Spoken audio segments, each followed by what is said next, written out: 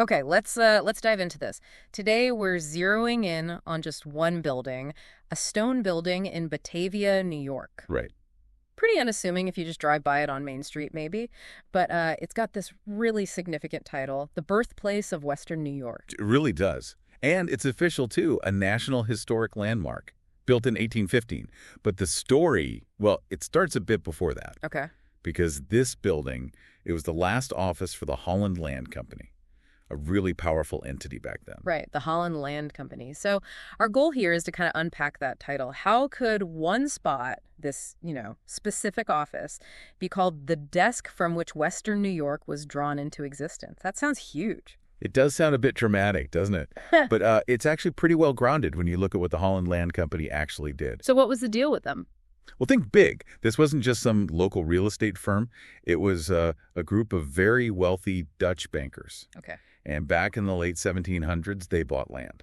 A lot of land. About 3.5 million acres here in New York. Whoa, hang on. 3.5 million acres. What does that even look like? It's massive. You're talking basically a huge wilderness stretching from Lake Ontario down to the Pennsylvania border. So almost everything we think of as Western New York today. Pretty much, yeah. Yeah. It was frontier land, largely undeveloped. Okay. And this office in Batavia, that was the control center for all of it. Exactly. Starting around 1801, initially in an earlier building on the same spot, then this stone one from 1815 onwards.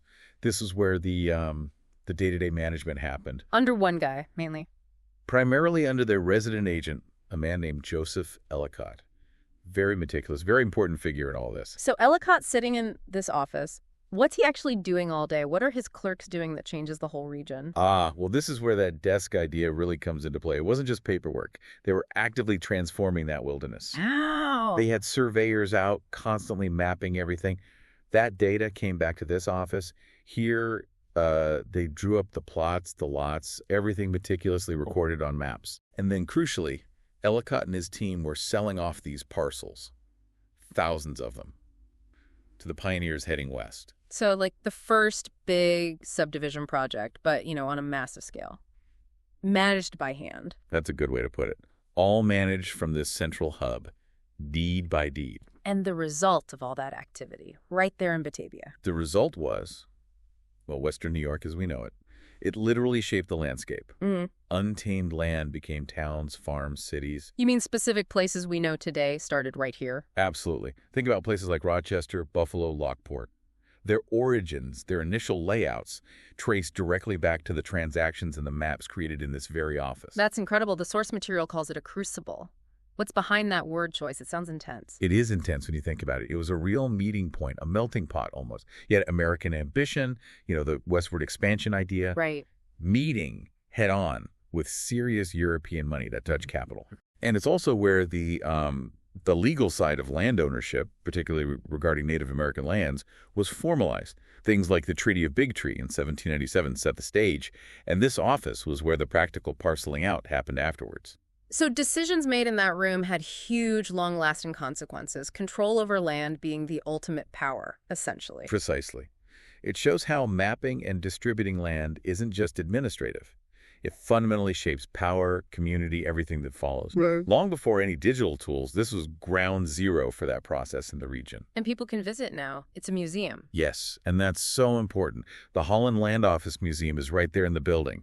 You can see artifacts, crucially, some of those original office records. Wow. Yeah, they're like a direct window into the lives, the hopes, the struggles of those early settlers buying their piece of the future. Does it cover more than just the land company? Oh, yes. It gives a broader picture, too. Yeah. Exhibits on local military history, and importantly, it acknowledges the Native American history and heritage of the land itself.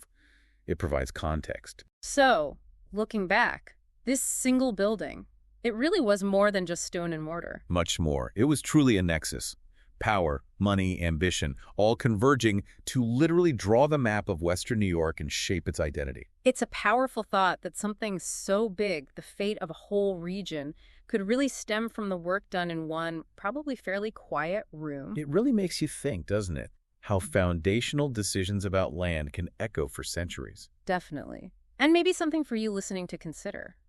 Think about how those early acts of mapping, dividing, and selling land hundreds of years ago might still be influencing the layout of communities, where the roads go, even the opportunities available in places like Western New York today.